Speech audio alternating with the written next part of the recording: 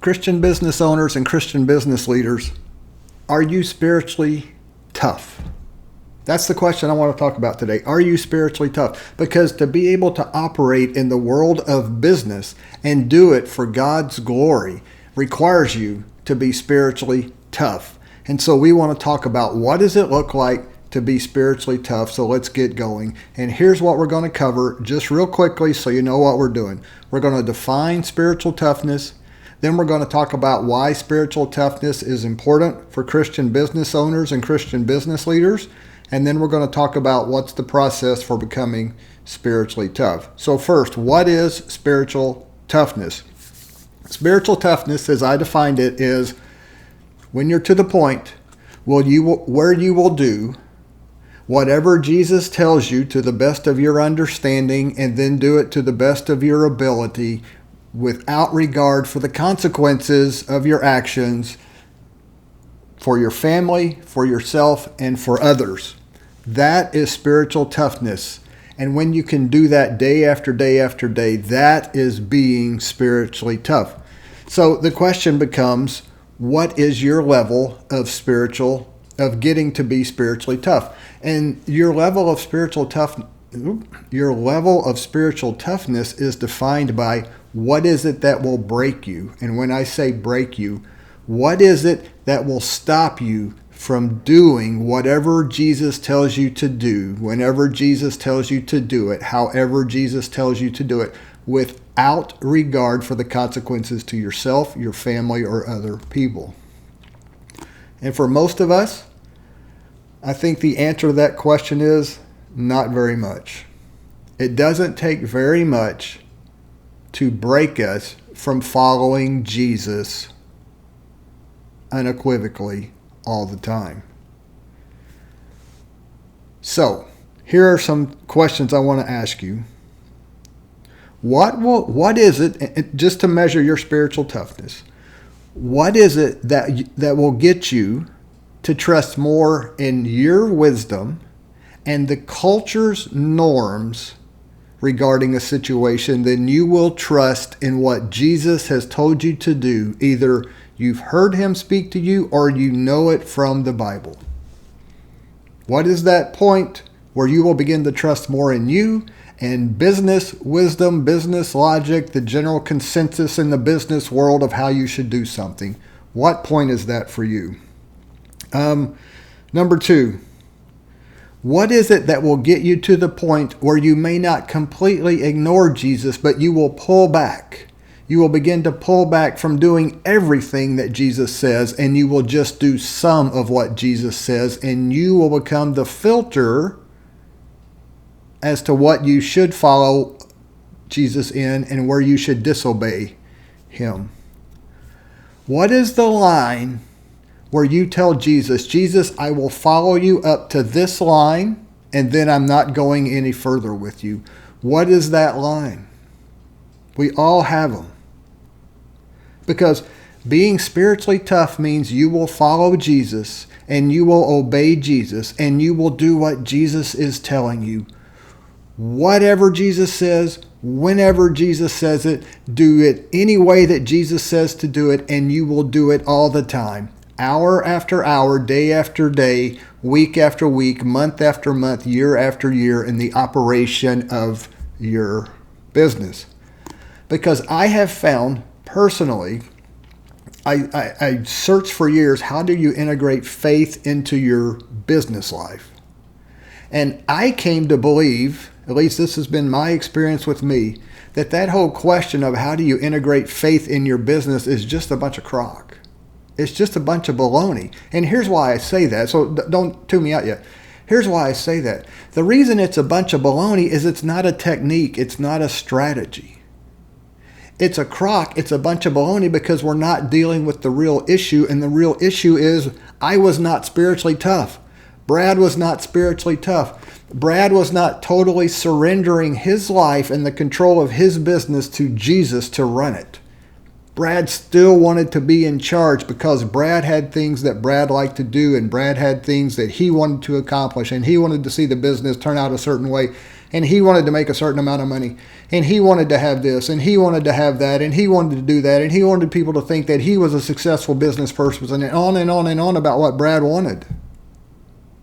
Well, yes, it's going to be hard to integrate my faith into my business when the business is about Brad.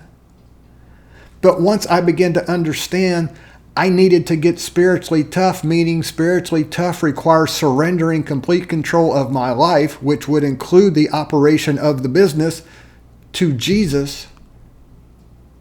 Then integrating my faith into my business became a non-issue. That is the only way I know how to live, is being guided by Jesus in all that I do and simply obeying him without regard to the consequences. And so you see where I'm going with this? I think, at least from my experience, and I'm sharing this because maybe it will help you, I had to move deeper than just, I found it to be the surface level of how do I integrate my faith in my business. That was just surface level stuff.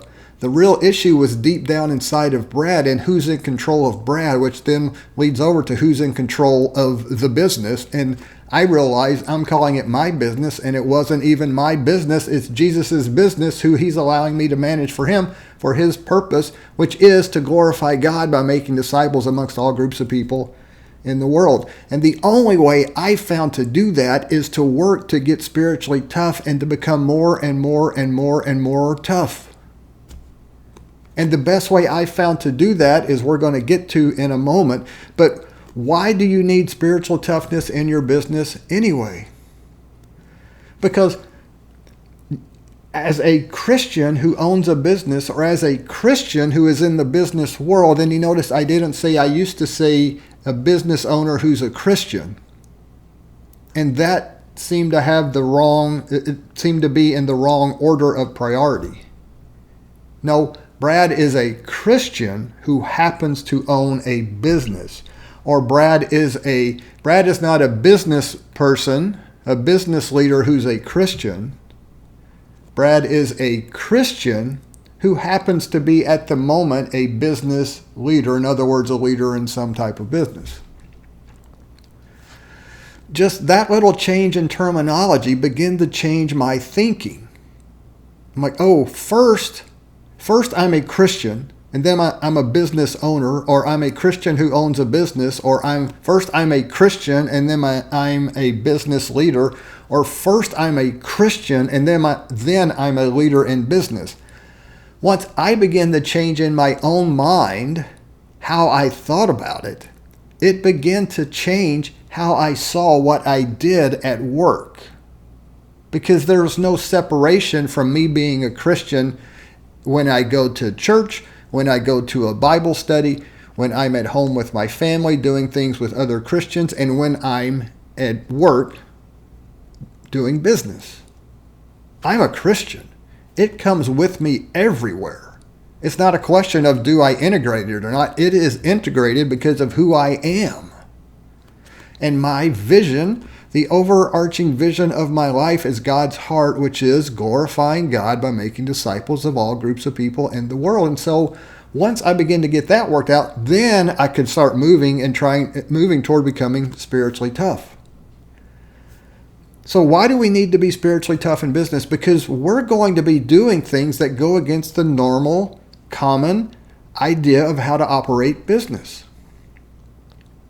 We're going to be going to our employees perhaps and saying, hey, how can I pray for you?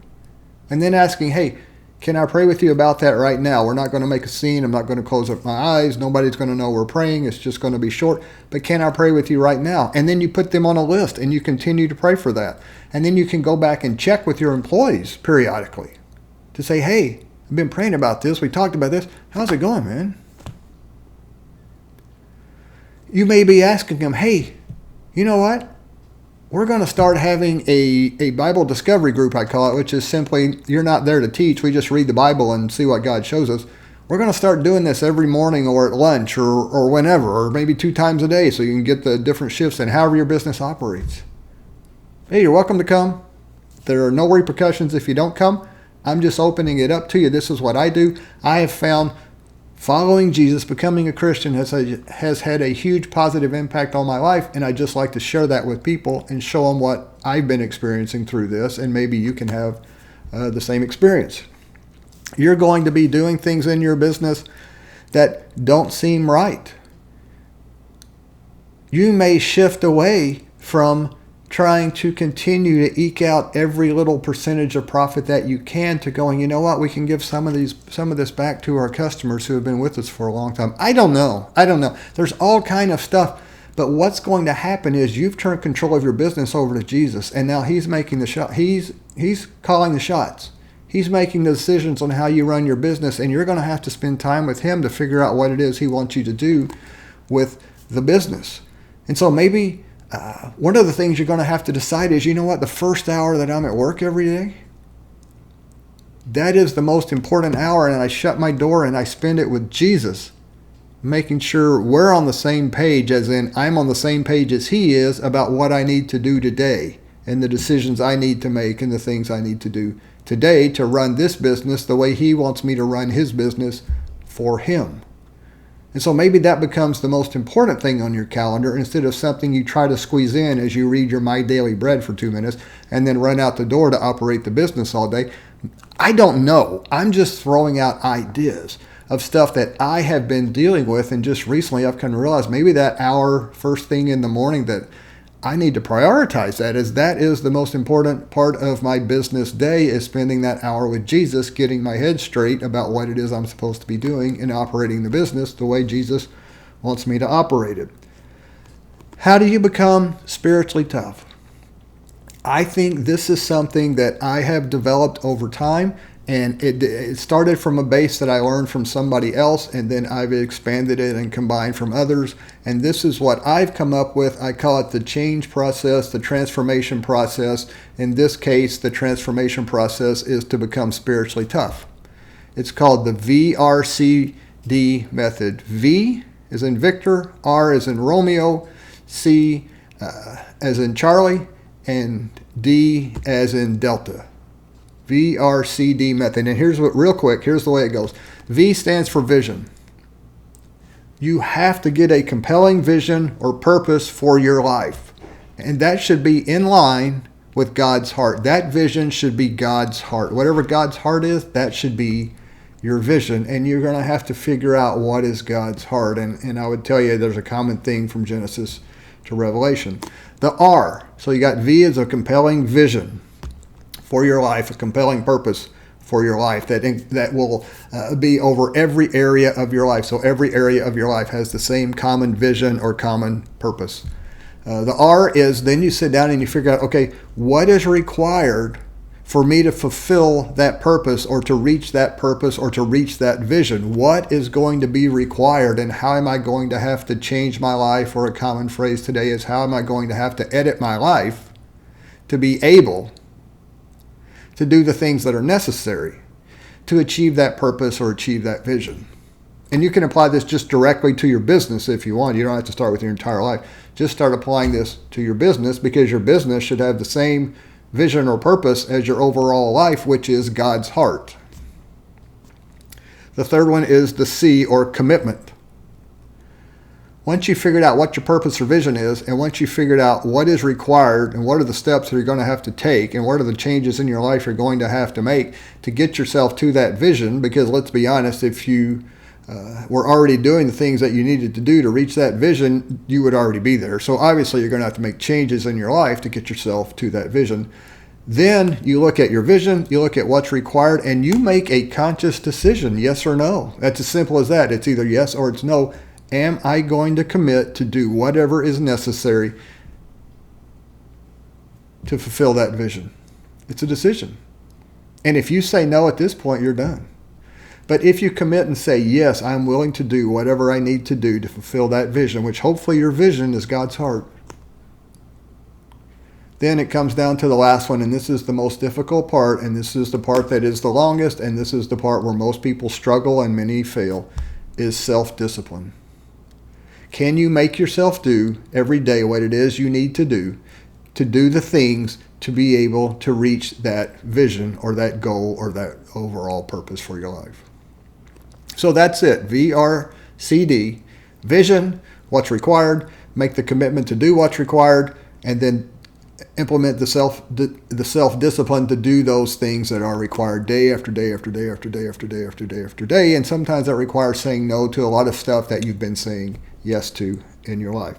So a simple action step, I just want to sit down, take some time, go through the VRCD process with yourself, specifically for your business at this point. Sit down with Jesus, walk through that, and see what you come up with. Until all here, let's keep striving to be the best disciple of Jesus that we can be.